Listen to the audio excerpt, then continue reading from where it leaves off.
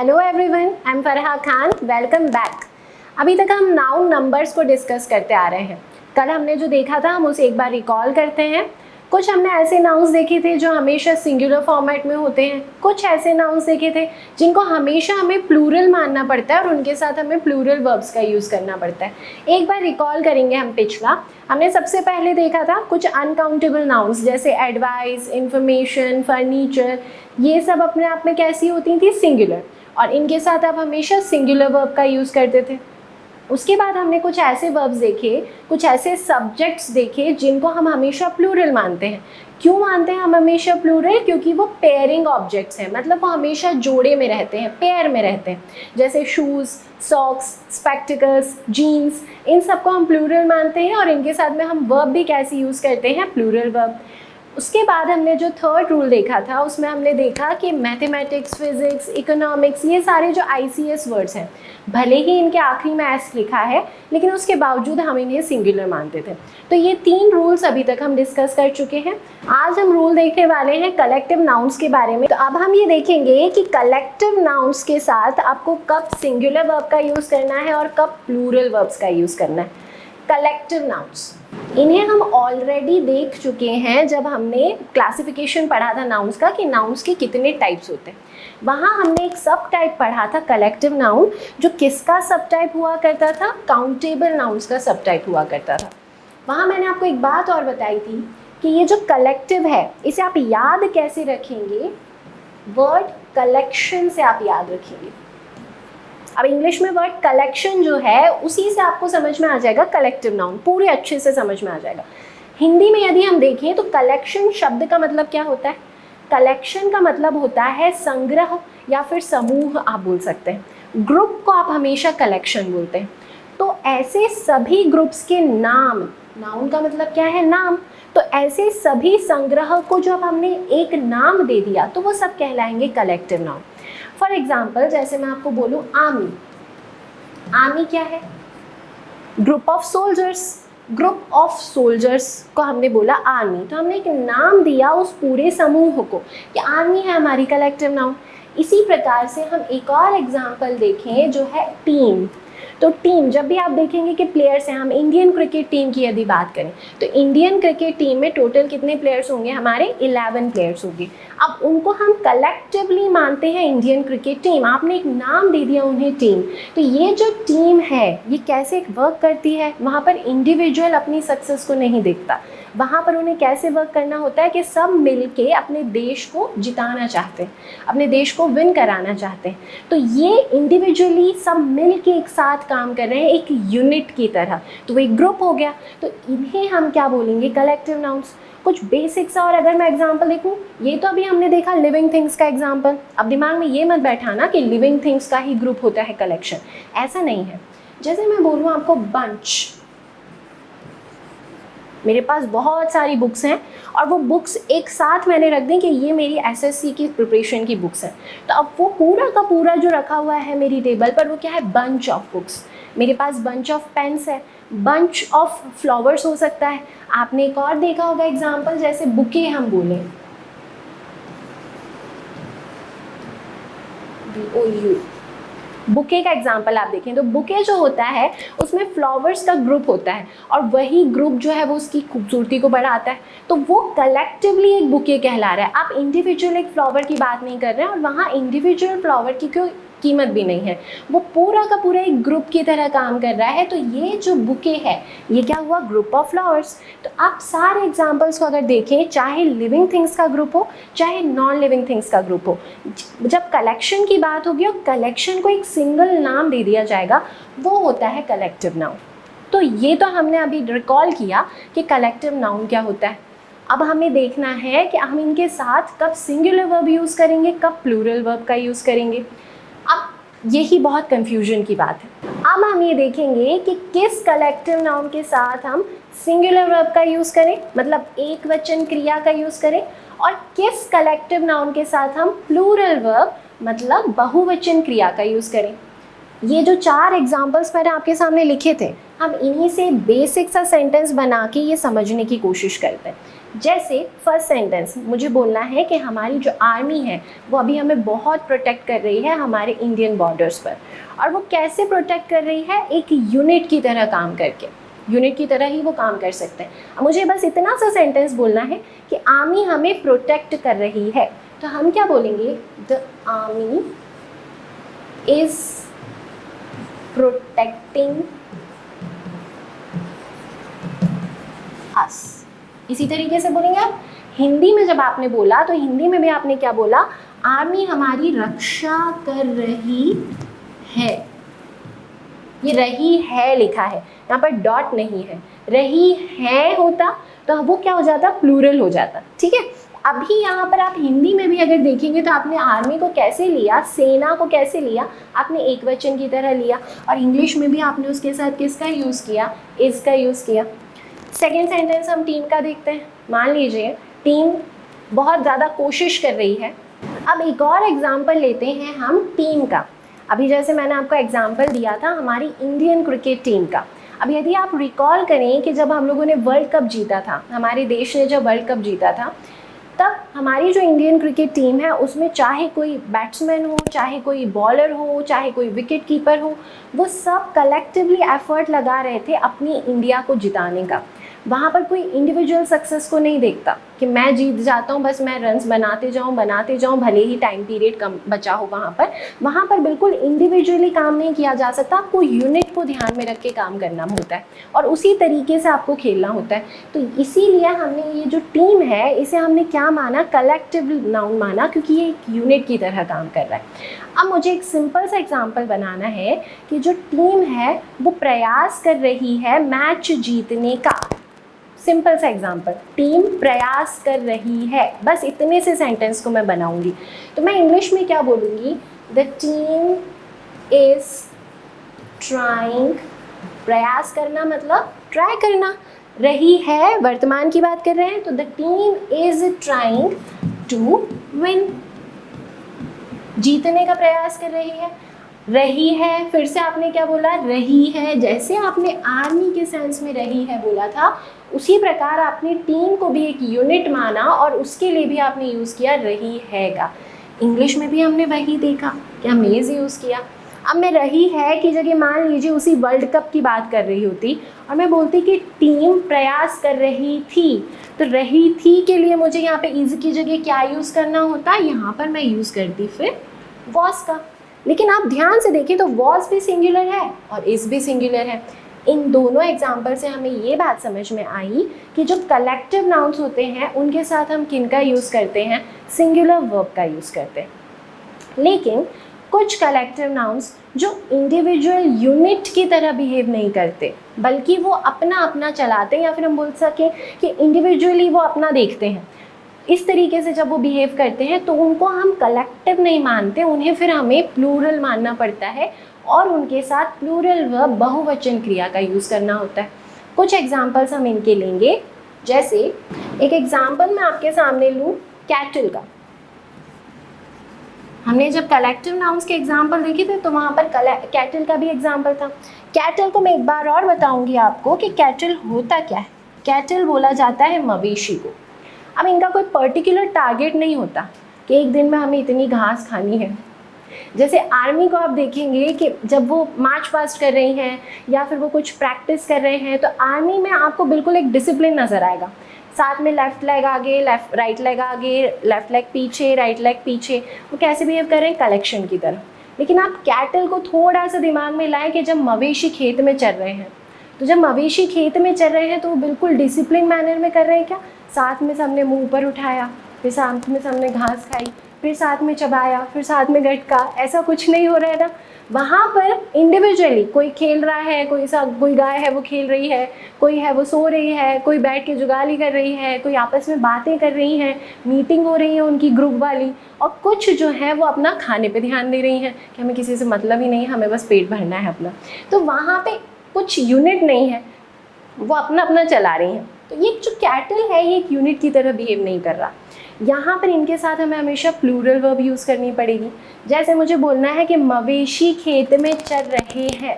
अब ध्यान से आप बोलें, हिंदी में ही बोल के एक बार देखें, मवेशी खेत में चल रहे हैं या मवेशी खेत में चर रहा है या मवेशी खेत में चर रही है। क्या बोलेंगे आप? मवेशी खेत में चर रहे हैं, इसी तरीके से बोलेंगे ना, रहे हैं। अब डिफरेंस देखिएगा, यहाँ पर रही है एक वचन था, यहाँ भी हमने बोला था प्रयास कर रही है एक वचन था, और यहाँ पर हमने बोला कि मवेशी खेत में चर रहे हैं, ये हमारा कैसा हो गया? प्लूरल हो गया। अब सेंटेंस हमें बनाना है यही वाला कि मवेशी खेत में चर रहे हैं। इंग्लिश में कैसे बनाएंगे? द कैटल आर ग्रेजिंग, चरने के लिए हम वर्ब यूज करेंगे ग्रेज, रहे हैं तो ग्रेजिंग कर दिया। The cattle are grazing in the field.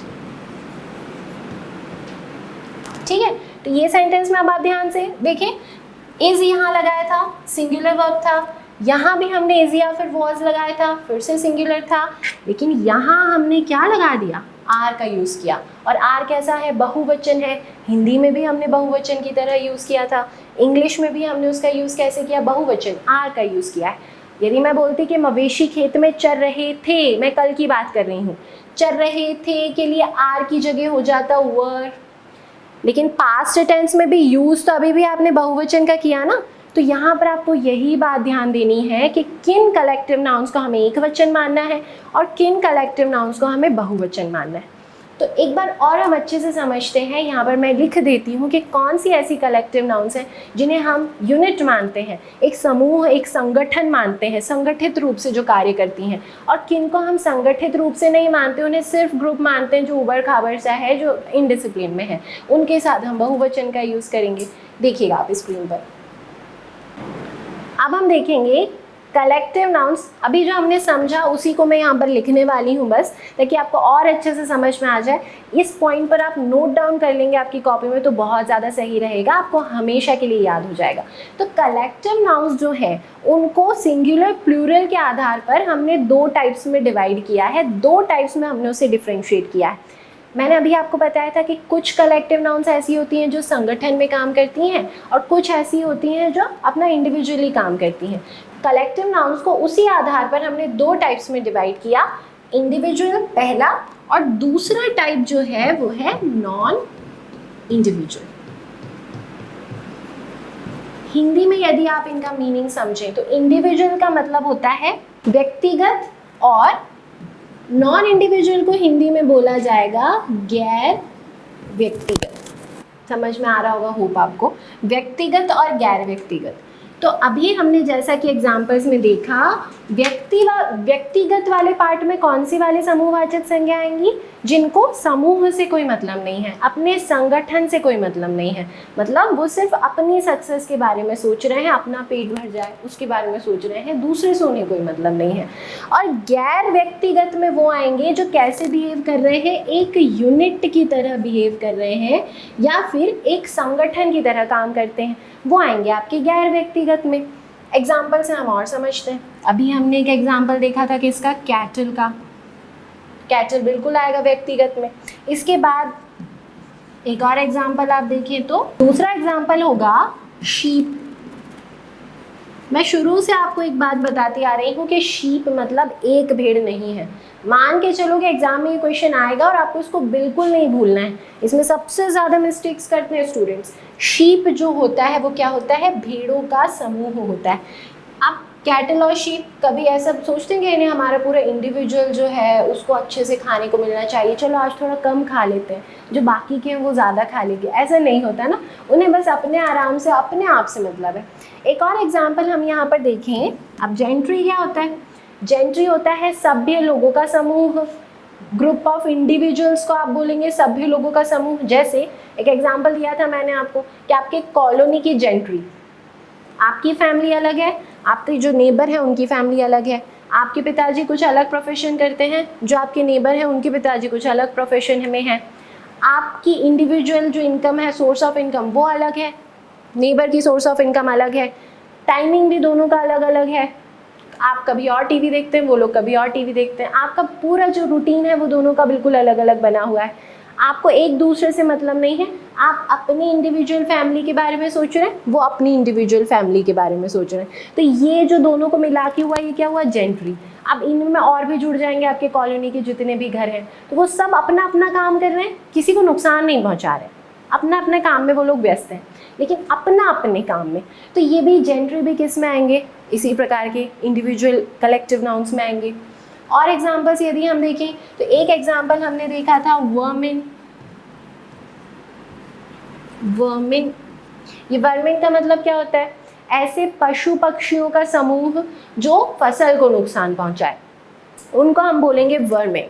तो ये भी बिल्कुल बिहेव कैसे करते हैं, कैटल की तरह बिहेव करते हैं, उनको मतलब नहीं है। जैसे अभी आपने सुना होगा टिड्डी दल एक आया हुआ है, तो टिड्डी दल पूरा किसी भी खेत में जाएगा, रास्ते में जितने भी खेत पड़ रहे हैं ना, सबको अटैक करता हुआ जाएगा, अपना अपना पेट भरते हुए जाएगा। उनको मतलब नहीं है कि भैया देश की इकोनॉमी ख़राब हो सकती है, उनको कोई मतलब नहीं है कि कोई किसान की मेहनत की कमाई थी, वो मेहनत से उसने वो फसल बोई थी, उन्हें कोई मतलब नहीं है। तो ये अपना इंडिविजुअली काम करें फिर से। अब नेक्स्ट एग्जांपल हम लेंगे पुलिस का। पुलिस को भी हमने इसी कैटेगरी में रखा है, जो कैटेगरी इंडिविजुअली बिहेव करती है। अब इसमें आपको थोड़ा सा विरोधाभास हो सकता है और आप मुझसे डिसएग्री कर सकते हैं कि मैम पुलिस को आपने इसमें क्यों रखा। पुलिस को हमने इसलिए इसमें रखा, पुलिस का मैं समझाने के पहले एक बार आपको ये बता दूं कि नॉन इंडिविजुअल में कौन से आते हैं, फिर मैं कंपैरिजन करके आपको बताऊंगी तो आपको ज़्यादा अच्छे से समझ में आएगा। तो अभी थोड़ी देर के लिए आप इधर पर होल्ड कीजिए कि पुलिस इसी में आएगा, तब तक हम एग्जांपल्स देख लेते हैं नॉन इंडिविजुअल वाली, ठीक है। तो नॉन इंडिविजुअल में कौन कौन से आते हैं उन्हें हम देखना स्टार्ट करते हैं। आर्मी, पहला एग्जांपल जो है वो है आर्मी। आर्मी कभी अपने आप के बारे में, एक भी सोल्जर खुद के बारे में नहीं सोचता, वो अपनी फैमिली के बारे में भी नहीं सोचते। इवन वो किसके बारे में सोच रहे होते हैं, देश के बारे में सोच रहे होते हैं, हम लोगों की प्रोटेक्शन के बारे में सोच रहे हैं। तो ये मिल के काम करेंगे। कभी भी आप ऐसे नहीं देखेंगे कि बिल्कुल सीमा पर जो है वो बहुत ज़्यादा टेंशन्स हैं और उसके बावजूद एक सोल्जर बोले आज मेरा मूड नहीं है भैया जाने का, आज मैं आराम करूँगा, तुम जाके संभालो। ऐसा नहीं होता।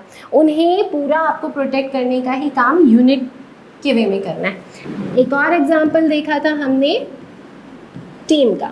तो जो टीम है वो भी किस में आएगी, इसी टाइप के ग्रुप में आएगी, जो कैसे बिहेव करते हैं, यूनिट की तरह बिहेव करते हैं। कुछ और एग्जाम्पल्स इसमें हो सकते हैं, जैसे ज्यूरी। एक बार और रिकॉल करूँगी मैं कि ज्यूरी होता क्या है। जजेस के ग्रुप को हम ज्यूरी बोलते हैं। जैसे मैंने कल आपको एक एग्जांपल दिया था कि एमपीपीएससी का रिजर्वेशन को लेकर कोर्ट में केस चल रहा है, तो वहाँ पर वो एमपीपीएससी के पर्टिकुलर केस के लिए ग्रुप ऑफ जजेस को बोल सकते हैं कि डिफाइन कर देंगे कि ये लोग मिलके डिसीजन लेंगे पीएससी के बारे में। तो वो जो मिलके 3 जजेस, 4 जजेस, 5 जजेस का जो ग्रुप है वो एक साथ एक ही काम कर रहा है, उस टाइम उस केस के बारे में सोच रहा है, उस केस के बारे में पूरी हिस्ट्री के बारे में पढ़ रहा है, आगे क्या हो सकता है क्या नहीं हो सकता है, पूरी सुनवाई कर रहा है। तो वो सब किस में आएंगे, ज्यूरी कहलाएंगे, और वो आ जाएंगे नॉन इंडिविजुअल या फिर यूनिट की तरह बिहेव करने वाले में। नॉन इंडिविजुअल का जो टाइप है उसका आखिरी एग्जाम्पल हम देखने वाले हैं हर्ड। ये हर्ड को और भी तरीके से बोला जाता है, जैसे फ्लॉक या फिर ग्रुप। तो ये हर्ड, फ्लॉक या फिर ग्रुप यूनिट कहलाएगा। आखिरी एग्जाम्पल जो है हमारा नॉन इंडिविजुअल का वो है हर्ड। हर्ड को और भी नाम से जाना जाता है इंग्लिश में, जैसे फ्लॉक, ग्रुप या फिर पैक। हिंदी में अगर हम देखें तो हिंदी में इसका मतलब होता है झुंड।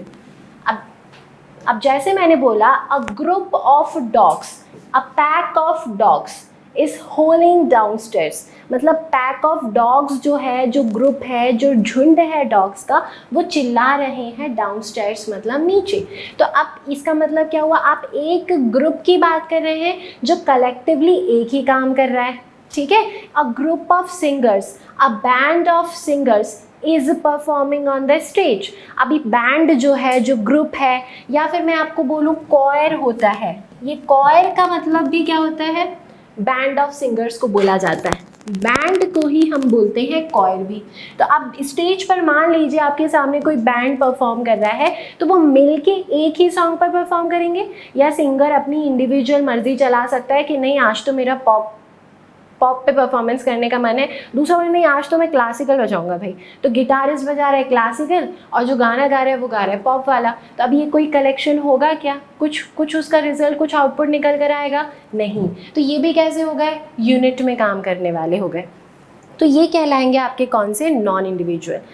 स्क्रीन पर एक बार और आप अच्छे से देखेंगे, आपको बहुत अच्छे से समझ में आएगा, ताकि आपको क्लियर हो पाए ये सारी चीज़ें और आप उन्हें अच्छे से नोट डाउन भी कर पाए। तो जैसा कि आप स्क्रीन पर देख पा रहे हैं, कुछ कलेक्टिव नाउन्स हालांकि एक वचन सिंगुलर होते हैं, लेकिन वो बहुवचन की तरह कार्य करते हैं। ये कौन से टाइप की बात कर रहे हैं हम? जो कि है इंडिविजुअल, जो अपना अपना मतलब देखते हैं वो वाले। हिंदी में क्या देखा था इंडिविजुअल का मतलब? व्यक्तिगत, जो व्यक्तिगत पर्पस देखते थे, तो वो सभी आपको एग्जांपल्स दिख रहे हैं। Poultry, cattle, sheep, vermin, people, gentry, police, crew. तो ये सब मिल के यूनिट में काम नहीं करते, ये कैसे काम करते हैं? अपना अपना देख के काम करते हैं। सबके साथ अब यदि आप देखें तो आपको सब में सारे सेंटेंसेस में प्लूरल वर्ब लिखी हुई दिख रही है। फर्स्ट सेंटेंस देखिए, police are investigating the case, cattle were grazing in the field, vermin destroy our property। यहाँ पर कंफ्यूजन हो सकता है कि यहाँ तो हेल्पिंग वर्ब है ही नहीं। ध्यान रखिए कि जब भी वर्ब उसके मूल रूप में होती है, उसके फंडामेंटल फॉर्म में होती है, बेस फॉर्म में होती है, तो हमेशा वर्ब प्लूरल होती है। जैसे मैंने बोला प्ले, तो प्ले जो वर्ब है वो प्लूरल है, लेकिन यदि मैं उसमें एस लगा दूँ प्लेज, तो ये हो जाएगा सिंगुलर। ठीक है। ईट प्लूरल वर्ब है और ईट्स सिंगुलर होगा। वैसे डिस्ट्रॉय प्लूरल वर्ब है और डिस्ट्रॉयज जो है वो हो जाएगा सिंगुलर। तो वर्मिन को देख के मैंने क्या लगाया? Destroy plural. There are few gentry in the city. देखिए यहाँ पर जेंट्री लिखा हुआ है और यहाँ पर जो वर्ब की प्लेस थी वहाँ पर उन्होंने क्या यूज़ किया? प्लूरल वर्ब का यूज़ किया। तो आपको ध्यान देना है, ऐसे sentences fill in the blanks में आपके आते हैं। ये जो पुलिस और कैटल वाला है, ये कई बार रिपीटेडली एग्जाम में पूछा गया है और पुलिस वाला तो 95% स्टूडेंट्स गलत करते हैं। तो आपको ध्यान देना है, पुलिस जब भी लिखा होगा आपको उसको क्या मानना है? प्लूरल मानना है। अब मैं आपको एक बात बताने वाली थी कि पुलिस को हमने इस केस में क्यों रखा और आर्मी को तो हमने सिंगुलर माना था। आर्मी तो यूनिट की तरह काम करती है, ये तो बड़ा भेदभाव हो गया। कहीं पर ऐसा इंग्लिश की ग्रामर की बुक्स में लिखा नहीं है, लेकिन मैं अपनी बात बताऊं कि मैंने इनको कैसे याद रखा था, तो बस मैंने ऐसे ही याद रखा था कि पुलिस जो है उसके वेरियस डिपार्टमेंट्स होते हैं, सबका बहुत डिफरेंट रोल्स होते हैं। जैसे ट्रैफिक पुलिस को आप देखेंगे तो ट्रैफिक पुलिस में जितने भी आपको जो भी पुलिसमैन नज़र आते हैं, उन लोगों को गन चलानी नहीं आती, उनकी जो ट्रेनिंग है वो बिल्कुल इंडिविजुअल होती है। आप यदि वायरलेस डिपार्टमेंट में जाएंगे तो वहाँ पर उनको टेक्निकल नॉलेज दी जाती है, वायरलेस सेट्स कैसे इंस्टॉल करना है, कैसे आपको कम्युनिकेशन इस्टेब्लिश करना है, कैसे आपको कंट्रोल करना है पूरी सिटी को, कहाँ पर आपको कितना फोर्स भेजने की ज़रूरत होगी, ये सारी चीज़ों की नॉलेज उन्हें दी जाती है। और आप फील्ड पुलिस की बात करेंगे, जो आपकी थाने वाली पुलिस होती है, पुलिस स्टेशन में जो पुलिस सब इंस्पेक्टर्स देखते हैं, उनको अलग नॉलेज दी जाती है, उनको अलग टाइप से ट्रेन किया जाता है, उनको गन वगैरह चलाना सिखाई जाती है। नार्कोटिक्स डिपार्टमेंट आप देख लें, उनका बिल्कुल एक अलग रोल है। लेकिन ये सब कहलाएंगे क्या? ये सब आते हैं पूरा का पूरा पुलिस डिपार्टमेंट में। क्राइम ब्रांच का अलग रूल होगा, लेकिन वो कहाँ में पैक कहलाएंगे, वो किस यूनिट में कहलाएंगे? वो कहलाएंगे पुलिस डिपार्टमेंट में। अब अलग अलग रोल होने के कारण हम इसे प्लूरल मानते हैं और इसके साथ हम प्लूरल वर्ब लगाते हैं। लेकिन आर्मी में ऐसा नहीं होता। आप किसी भी पोस्ट पर हैं, आप किसी भी डिपार्टमेंट में हैं, आपको ट्रेनिंग से सिमिलर टाइप की ट्रेनिंग से गुजरना पड़ता है। आपको पूरी तरह से ट्रेन किया जाता है फाइट करने के लिए। तो इसीलिए आर्मी को हमने कैसे माना? एक यूनिट माना। तो आप इस तरीके से ये कन्फ्यूजन को दूर कर सकते हैं और याद रख सकते हैं। ये सारे रूल्स मैं मान रही हूँ कि बहुत ज़्यादा थोड़े से कॉम्प्लिकेटेड होते हैं। स्टार्टिंग में मुझे भी याद रखने में बहुत दिक्कत होती थी। एडवाइस के साथ कभी मैं आर लगा देती थी, कभी इज, फिर इन्फॉर्मेशन आ गया, फिर मैं वहाँ भूल जाती थी। मतलब बहुत याद रखने में बड़ी प्रॉब्लम आती थी। तो मैंने क्या किया था, मैंने एक पेपर लिया ब्लैंक, उसमें मैंने फर्स्ट वर्ड लिखा एडवाइस, एडवाइस के साथ बस मैंने लिखा इज, और अपनी मर्जी से मैंने एक सेंटेंस बना लिया। जो बुक में कहीं किसी बुक में नहीं लिखा है वो सेंटेंस मैंने अपनी मर्जी से बना लिया। The advice my father give me is always useful. Is advice के साथ में मैंने लगाया इज। तो मैंने सिर्फ ब्लैंक पेपर पर लिखा कि एडवाइस इज। उसके बाद मैं सेकंड रूल पर आई, वो था शूज़ वाला। Your shoes are very beautiful. ये एग्जाम्पल बनाया तो मैंने शूज के साथ आर, इसको याद कर लिया। फिर आई मैं मैथमेटिक्स पर। Mathematics is an easy subject, तो मैथमेटिक्स के साथ मैंने लगाया इज। उसके बाद मैंने इनको सेपरेटली पढ़ा कि कलेक्टिव नाउन्स में पुलिस के साथ आर और आर्मी के साथ इज, कैटल के साथ आर, जेंट्री के साथ आर। तो आपको क्या करना है, एक ब्लैंक पेपर लीजिए और उस पर आप बस एक रूल में से आप एक नाउन को उठा के उसके साथ वर्ब लिख के देख लीजिए, लिख के रख लो उसे। एडवाइस के साथ में क्या लगाया था, इज। अब एग्जाम में कभी भी आएगा तो आपको बस इतना सा मेमोराइज करना है, दिमाग में थोड़ा सा घुमाना है। एडवाइस वाले में क्या क्या था, इंफॉर्मेशन था। अब मान लो एग्जाम में एडवाइस इंफॉर्मेशन का क्वेश्चन तो नहीं आया, फर्नीचर लिखा हुआ आया है, तो आपको तुरंत दिमाग में क्लिक होगा कि फर्नीचर तो किस वाले ग्रुप में आता था, एडवाइस वाले में आता था, और एडवाइस के साथ हमने क्या यूज किया था, इज। तो फर्नीचर के साथ भी हम कैसा लगाएंगे, सिंगुलर वर्ब। ऐसे शूज लिखा हुआ है, आपको याद है शूज आर। एग्जाम में लेकिन क्वेश्चन आया सिजर्स लिखा हुआ, आपको तुरंत क्लिक होगा कि ये तो शूज जैसी कंडीशन है, तो शूज के साथ हमने आर याद किया था, तो सिजर्स के साथ हमें कौन सी वर्ब लगानी है, आर, प्लूरल वर्ब ही लगानी है। उसी तरीके से आपको ये सारे याद होंगे। तो यदि आप बहुत लोड लेके बोझा समझ के पढ़ने की कोशिश करेंगे तो नहीं कभी याद होने वाला। बहुत इजीली, बहुत फ्रीली, बहुत अच्छे से थोड़ी बार रिवाइज कीजिए, प्रैक्टिस ज़्यादा से ज़्यादा कीजिए, तो ये सब चीज़ें बहुत आपको आसान लगने लगेंगी। अब देखते हैं वो वाले एग्जाम्पल्स जो नॉन इंडिविजुअल वाले थे, यूनिट वाले थे। नोट डाउन करेंगे आप बहुत अच्छे से, बिना नोट डाउन किए, बिना पेन चला आपको कुछ नहीं समझ में आना। अच्छा, वहाँ चलने से पहले हम थोड़े से एग्जाम्पल्स देख लेते हैं जो एग्जाम में पूछे जा चुके हैं, जो आ चुके हैं स्पॉट डायग्राम में। फर्स्ट सेंटेंस देखिए क्या लिखा है, the cattles are grazing in the field. Cattle के साथ चलिए आर तो लगाया, लेकिन कैटल्स लिख दिया। मैंने आपको बताया था शीप्स कुछ नहीं होता, कैटल्स कुछ नहीं होता। कभी आपने पुलिसेस सुना है क्या, नहीं सुना है?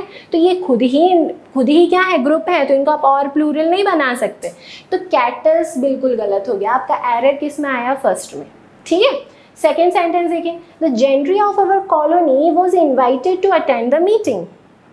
जेंट्री लिखा हुआ है और आपने उसके साथ वर्ब क्या यूज़ किया, आपने वर्ब यूज़ की है वॉस। अब दिमाग में लाओ, जेंट्री किस में आएगा, पहले तो ये दिमाग में लाओ। कैटल वाले एग्जाम्पल में मतलब इंडिविजुअल वाले एग्जाम्पल में। इंडिविजुअल वाला एग्जाम्पल में तो हमने प्लूरल वर्ब सीखी थी, लेकिन यहाँ पर सिंगुलर लगी हुई है, गलती हो गई, मतलब उन्होंने एरर दिया है थर्ड पार्ट में। एग्जाम में बस ऐसे ही खुद से बात करते करते, अपने सबकॉन्शियस माइंड से बात करते करते क्वेश्चन सॉल्व होना, आपको पता भी नहीं चलेगा कितने आसानी से आपका इंग्लिश का पोर्शन निकल जाएगा। थर्ड सेंटेंस देखिए, on his way to the field Golu saw a flock of sheeps. बार बार बोला था शीप्स को अच्छे से याद करके जाना है हमें, शीप्स कुछ होते ही नहीं है, शीप में ही भेड़ों का समूह है, तभी आप और कितनी भेड़ें ले आए यहाँ, ये बिल्कुल गलत हो गया, मतलब शीप्स में एरर है, फोर्थ ऑप्शन आपका गलत हुआ। तो इतने आसान से क्वेश्चंस आते हैं, बस आपको याद रहने चाहिए रूल्स। अब हम चलते हैं उन रूल्स पर, वो वाले एग्जाम्पल्स देखते हैं जो यूनिट की तरह काम करते थे, नॉन इंडिविजुअल। देखिए स्क्रीन पर, jury, army, team, group, herd, flock, class, इन सबको हम क्या मानेंगे, यूनिट की तरह काम करते हैं। हम क्या बोलते हैं, वहाँ 5th क्लास चल रही है, 5th क्लास वहाँ बैठी है, उस रूम में बैठी है, ग्राउंड फ्लोर पर बैठी है। कैसे बोल रहे हैं, बैठी है। हिंदी में भी हम एक वचन मान रहे हैं। आर्मी रक्षा कर रही है, टीम खेल रही है, टीम अच्छा परफॉर्म कर रही है, सबको हम सिंगुलर मान के चलेंगे। क्यों, क्योंकि यूनिट की तरह काम करते हैं। एग्जाम्पल्स जल्दी से देख लेते हैं। Our army is protecting us on the borders. Army के साथ हमने यूज़ किया is, singular verb. The team is practising for the tournament. Team के साथ फिर आपने सिंगुलर वर्ब इज का यूज़ किया। Next, the whole class was absent on Monday, मतलब पूरी क्लास ने साथ में एब्सेंट थी, बंक मारा था पूरी क्लास ने साथ में। फिर से क्या आया यहाँ पर, वॉस। इज और वॉस सब कैसे वर्ब्स हैं, सिंगुलर वर्ब्स हैं। तो आपको यही बात ध्यान रखनी है, क्या ध्यान रखना है कि जो यूनिट में काम करते हैं उनको हम क्या मानेंगे, सिंगुलर मानेंगे। कुछ और एग्जांपल्स आपको बोर्ड पर दिख रहे हैं, यहाँ पर कंफ्यूजन की बात है। The jury are combined in their opinion. अच्छा, अब यहाँ पर हम एक कहानी और पढ़ते हैं, एक कहानी और सुनते हैं। थोड़ा सा ध्यान से एक सिनेरियो समझने की कोशिश कीजिएगा। ज्यूरी के सभी मेंबर्स जो हैं उनकी ओपिनियन एक ही है, सबकी ओपिनियन एक है, मतलब वो अपने डिसीजन में कंबाइंड डिसीजन दे रहे हैं, अभी कोई झगड़ा वगड़ा नहीं है। तो ये कैसे काम करेंगे? एक यूनिट की तरह, वन यूनिट की तरह। लेकिन मान लीजिए ज्यूरी मेंबर्स हैं, सब बहुत समझदार हैं और सब अपना अपना चला रहे हैं। जैसे आप निर्भया केस को यदि याद करें तो निर्भया केस में बहुत ज़्यादा विवाद हुए थे, बहुत दिन तक ये केस चलता रहा, दिन नहीं बहुत साल तक केस चलता रहा। अब किसी जज को लग रहा है कि नहीं, हमें क्या करना चाहिए, फांसी की सज़ा दे देनी चाहिए सभी को, क्योंकि ये तो rare of the rarest case है। और कुछ को ऐसा लग रहा है कि नहीं, हमें इतना ज़्यादा क्रूअल नहीं होना चाहिए, एक और मौका दे देना चाहिए क्योंकि उसमें कुछ की उम्र बहुत कम है। तब यहाँ पर विवाद हो रहा है। तो अभी ज्यूरी जो है वो कंबाइंड नहीं है, वो अपनी अपनी चला रहे हैं, मतलब वो कैसे हो गए, डिवाइडेड हो गए। तो अब आप मुझे ये बात बताइए कि जब वो डिवाइडेड हैं तो वो यूनिट की तरह डिसीजन दे रहे हैं या वो झगड़ा कर रहे हैं आपस में? वो तो अपने अपना झगड़ा कर रहे हैं, इंडिविजुअल की तरह बिहेव करने लगे। तो जब झगड़ा हो जाता है ना तो वो इंडिविजुअल की तरह बिहेव करते हैं, मतलब फिर वो टूट गए। तो वो कैसे बन गए, इंडिविजुअल काम कर रहे हैं, अपना अपना देख रहे हैं, वो एक यूनिट नहीं रह गए। फिर इनको कैसे बिहेव करवा रहे हैं, हम कैसे बिहेव करेंगे, वो कैसे माने जाएंगे, प्लूरल। तो वही आपको एग्जाम्पल्स दिख रहे हैं। देखिए कंबाइंड लिखा हुआ है और आर लिख दिया। कंबाइंड है तब तो आपको ध्यान रखना है कि वो एक यूनिट है, यूनिटी है, उनमें एकता है। सेंटेंस गलत हो गया। सेकेंड सेंटेंस देखो, the jury is combined in their opinion. Is लिखा हुआ है, इज कंबाइंड, इतना तो सही है, लेकिन यहाँ पर देयर लिख दिया। ये जो प्रोनाउन है, ये प्रोनाउन तो प्लूरल लगा दिया। ज्यूरी अपने ओपिनियन में एकमत है। ज्यूरी अपने ओपिनियन में, मतलब जो अपना शब्द है वो भी तो एक वचन आएगा, मतलब यहाँ पर देयर गलत लिख दिया। सब कुछ सिंगुलर सिंगुलर होना चाहिए। नाउन के बाद में वर्ब जो है वो भी सिंगुलर, प्रोनाउन आए वो भी सिंगुलर। यदि वर्ब प्लूरल आनी चाहिए तो प्रोनाउन भी प्लूरल आएगा, सब एक जैसा आता है। यहाँ पर ये देयर गलत कर दिया, ये गलत हो गया। अब थर्ड सेंटेंस देखो, the jury is combined in its opinion. Is लिखा, कंबाइंड लिखा हुआ है, सब कुछ सही है। देखिए ये भी सिंगुलर आया, ये भी सिंगुलर आया, कंबाइंड था, एकमत था। ये सेंटेंस हमारा बिल्कुल सही है। लास्ट देखें, the jury are divided in their opinion. Divided शब्द लिखा है, लड़ाई झगड़ा होने लगा, मतलब अपनी अपनी चला रहे हैं, अपनी अपनी चला रहे हैं, तो वो संगठन रहे ही नहीं। संगठन नहीं रहे तो अब वो एक वचन हुए ही नहीं, वो तो फिर हो गए बहुवचन। तो बहुवचन हुए तो आपने आर लगाया, प्रोनाउन भी प्लूरल, ये भी बिल्कुल सही है। तो इस तरीके से छोटी छोटी चीज़ों से आप एग्जाम में कंफ्यूज होते हैं, यही कंफ्यूज नहीं होना है। इनको आप अच्छे से नोट डाउन करेंगे और अच्छे से बार बार प्रैक्टिस करते रहेंगे। अब इन नाउन नंबर्स में ही आप नेक्स्ट रूल देख पा रहे हैं, स्क्रीन पर लिखा हुआ है नाउन, प्रीपोजिशन और नाउन। मतलब ये है कि यदि मान लीजिए दो नाउन लिखी हुई हैं और उनके बीच में एक प्रीपोजिशन है, तो हमें ये देखना है कि वो नाउन को हम सिंगुलर फॉर्म में लेते हैं या फिर प्लूरल फॉर्म में। जैसे मैं एग्जांपल से यदि आपको समझाऊं, आपने बहुत बार सुना होगा डे बाय डे, दिन ब दिन को हम बोलते हैं डे बाय डे। अब यहाँ पर देखिए आपको बीच में बाय लिखा हुआ दिख रहा है और आसपास क्या लिखा हुआ है, डे और डे लिखा हुआ है। डे और डे जो है वो क्या है, नाउन है, ये भी नाउन है, ये भी नाउन है, और ये जो बाय है ये क्या है, ये है हमारा प्रीपोजिशन। अब बताइए डे बाय डे होता है या डेज बाय डेज होता है? ऐसे एक और एग्जांपल यदि हम देखें, door to door, door to door. Door to door में आपको डोर जो शब्द है वो क्या दिख रहा है, नाउन दिख रहा है, किसी वस्तु का नाम है वो, मतलब ये क्या है, नाउन है। यहाँ पर डोर भी नाउन है और ये वाला जो डोर है ये भी नाउन है। बीच में क्या दिख रहा है आपको, बीच में है प्रीपोजिशन। फिर से अब बताइए डोर टू डोर होता है या डोर्स टू डोर्स?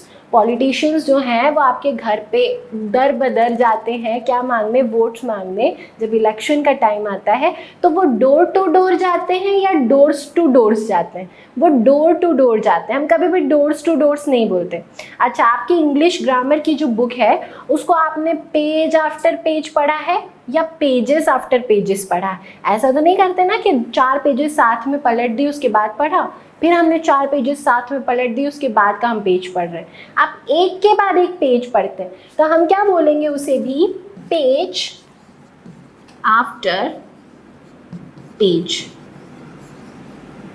ठीक है, फिर से आप इसमें अगर देखें ध्यान से तो देखिए पेज जो है वो क्या है?